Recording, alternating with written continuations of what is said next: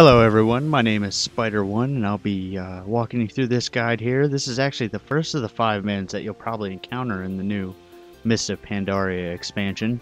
This one's called Temple of the Jade Serpent. A couple things while we're clearing out the first of the trash. This is from an earlier beta build, so some things do look different, but most of the mechanics are still the same. So I wouldn't really worry too much about that. I'm also playing a Windwalker Monk, so you guys get to see that in action as well, at least me being terrible at it. So this is the first of the trash. You can zone in, and typically you can head left or right, but typically you head left first because that's the easier of the two.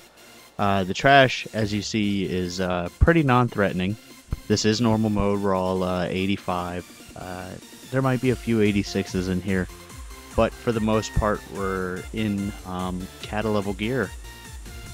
So nothing really to note other than standing out of the puddles that these guys drop when they die and AoEing down the little ads. But that's pretty much it for these guys. Let's take a look what we got. Looks like we got a Blood Death Knight tanking, Paladin healing, and then me as DPS as a Windwalker, and a Hunter. And I can't figure out what that last one is. So we're coming up on the first boss here. As you see, the tank actually gets a little overzealous and tries to pull. But we still have some mobs coming, and that causes the boss to despawn. So that's pretty nice. So we AoE these down pretty quick. Yeah, not much to it other than that. So there's the boss up again. This is Wise Mari. He's actually a 2-phase fight. The first phase is pretty much an ad phase. The big thing to note here is when you step on the water. Ooh, you saw me miss that shot there. When you step on the water, you do take damage, so you'll see me jump and do all kinds of stuff. Now, typically what normally happens is the tank will pull the ads back, and you can just fight them right here. But what happens is, if you kill them on the water, the little ads don't spawn. So it does make it a little easier for the trade-off of having to dance around. Having a Death Knight makes this pretty easy. But you'll see when we kill this one, because he's not on the water, some little ads will spawn, and we'll have to AoE those down. Now you do see the pools do explode, so it's kind of a risk versus a reward thing. Honestly, it's easy enough just to kill the little ads. The other important thing to note here is you notice that Wise Mari himself actually has a shield around him, so you can't really damage him this phase. It's more about just killing these ads as fast as possible. So there goes another one down. He wasn't quite on the water, so the little ads spawn. So I think we've got one more. I think there's 4 of these. As you see, the group's not really struggling too much. These instances really aren't too hard, and as this is the introductory one, I wouldn't really expect it too much. There are some tricky things a little later on in the instance, and we'll get to those, but for now, this is pretty easy. Still haven't figured out what the other guy is. It's a Warlock. Okay. So the other guy is a Warlock. So we're in phase 2 now, and what happens is he bursts the bubble and he shoots this cone of water out around him. And this is pretty much all of phase 2 what you're basically looking at. So you basically just circle around him and DPS him while avoiding that beam of water, while also trying to stay out of the water yourself. You saw the tank get hit there.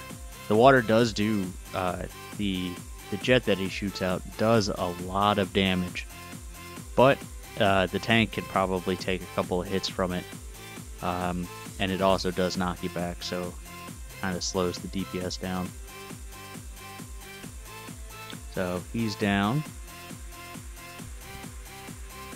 As you see, pretty easy.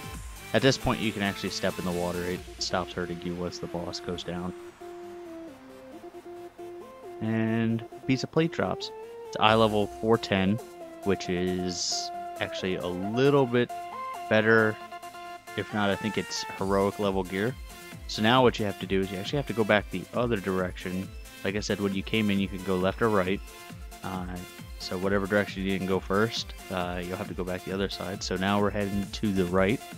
Well, I got a little bit in between, a little bit of time. A couple of things to note about the interface. This is the default World of Warcraft interface, but you see I was able to move some stuff around, like my player portrait's actually down in the bottom left. You can also see that they consolidate the buffs now. And actually the newest build, the number up there says 5 out of 8. 8 is the total number of buffs amongst all the classes. Now what it'll actually give you is it'll give you the total number of buffs you have versus available. So say you only have 3 buffs, it would say 3 out of 3 or 0 out of 3. So that's pretty cool. Building in some add-on functionality. In some of my later videos, you'll actually get to see a couple of add-ons in the works. Like right here, we're kind of flying blind. We don't really know what kind of DPS anybody has. So trash through this area is pretty inconsequential. You just go through it, kill it. Now you'll notice that we'll give some monk commentary. You'll notice that I'm using Rising Sun Kick and it's actually knocking up the mobs. It doesn't actually do that anymore. I don't know if it was ever intended, but it really was just there to annoy everybody else. The monks as a whole are actually coming along pretty good as a class. I'm really enjoying them, and I'm probably going to end up rolling DPS or a tank monk, which I'm not sure if any of my videos are me from the tanking perspective. I think the best videos I got later on was actually me DPSing. So with this, like I said, pretty much just AoE down. Definitely harkens back to the Wrath area of you know, heroics and normals, were just a lot of trash that you AoE down.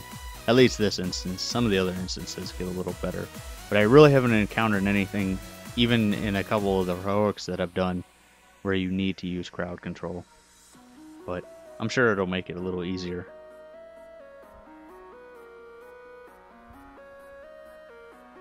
So spinning, spinning, spinning. Let me see. Yeah, so this is actually a build before your spinning crane kick actually gave you chi. Now, when it hits 3 or more targets, it actually generates 1 chi for you, which I'm not going to go into the monk class too much, because I will do its own guide for that. And I do have a written guide up on our website, at least as of 1 build ago, which I don't think too much has changed since then.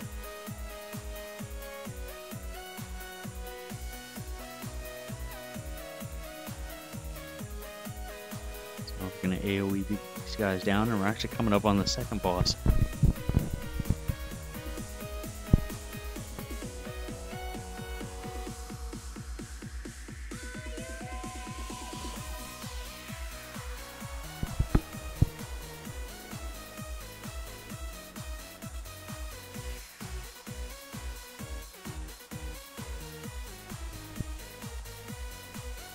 Alright, so we're coming up on the second boss. The first part of the second boss is a pretty tough part. You have to kill this book and then celebrate. So we'll kill that. And now what can actually happen is you can get one of 2 bosses. The boss I'm going to show you here is what I consider to be the harder of the 2, which is actually these 2 guys, Strife and Peril. The other boss is the 5 Rising Suns, which I may snake into this video whether or not I can get some good footage of them. It seems like every time I fight them I get disconnected, but they're pretty easy. Pretty much it's just 5 mobs that you kill and then 1 big mob.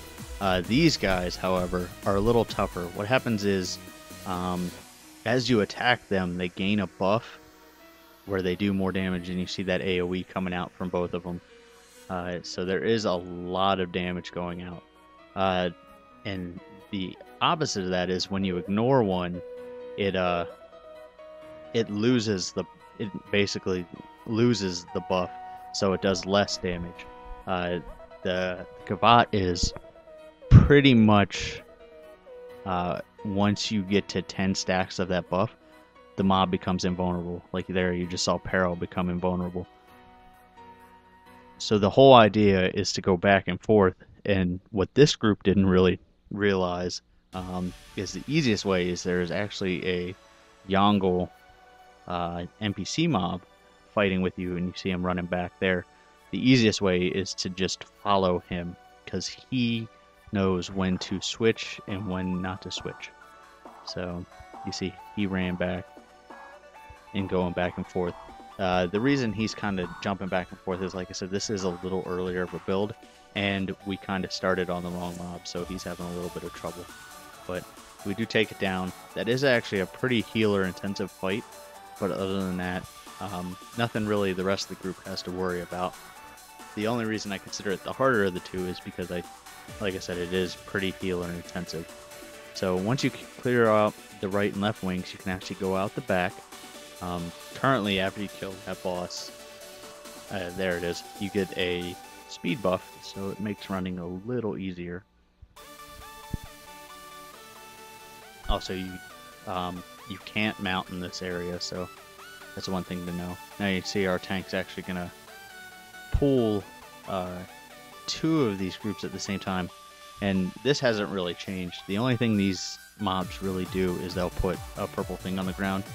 Kind of see it underneath me. I think I'll move here and you'll be able to see a little better once I get out of it. There you go. There's a good look at it. The only thing you have to worry about is just staying out of that, which I do a pretty terrible job of.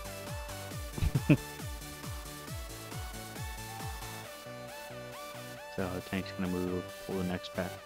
And when you clear all the packs out of here, the next boss will drop down and you'll have to fight her.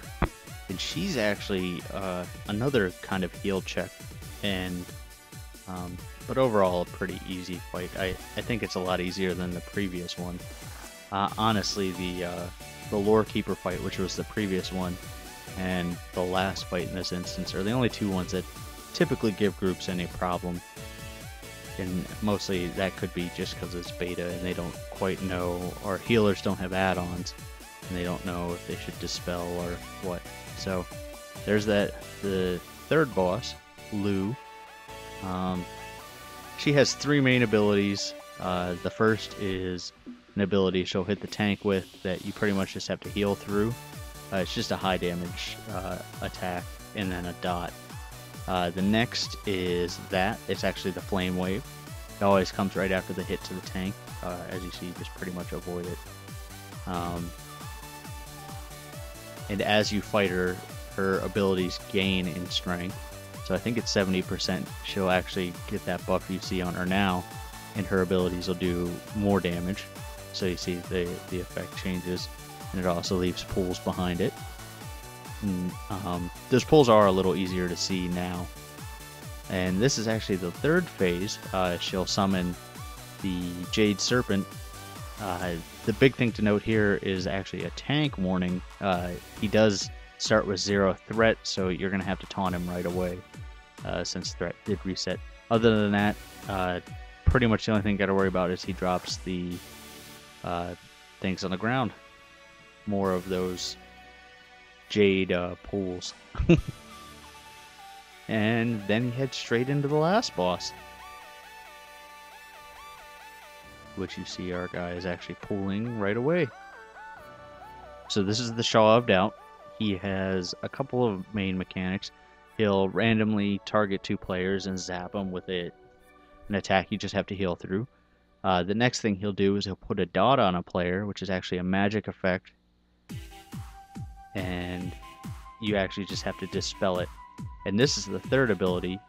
What he'll do is he'll create these figments of doubt, and you actually have to kill these before they gain enough stacks that they explode. So what happens is, not only when they explode do they do a crap ton of damage, just like 150k damage, they also heal him for 15% of his life. So the easiest way is to stack up and AoE him down. Typically you fight this guy in his room. I don't know why the tank pulled him out to the courtroom. But then you basically just go back. Like I said, you need to look out for that healable attack, and also the dot that you have to dispel as a healer. A lot of heal check fights in this one. But we'll just DPS him down, and then he'll probably get a couple more of the Figment of Doubts out. And here they come. Here's the next set.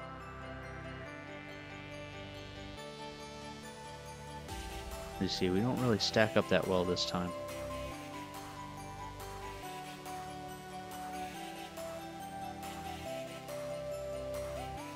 So mine was actually getting pretty close, and that one's getting real close. And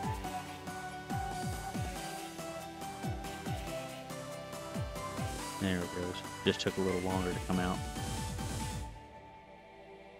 We might actually kill him in this next go. He's a little over 1 million. Yeah, we definitely got this. And Touch of Death. And there you go. So that was Temple of the Jade Serpent. There is a couple of quests in there now. But they're pretty much run-of-the-mill. Kill the last guy, collect a couple of books type of quests, so nothing I really need to detail here. Thanks for watching.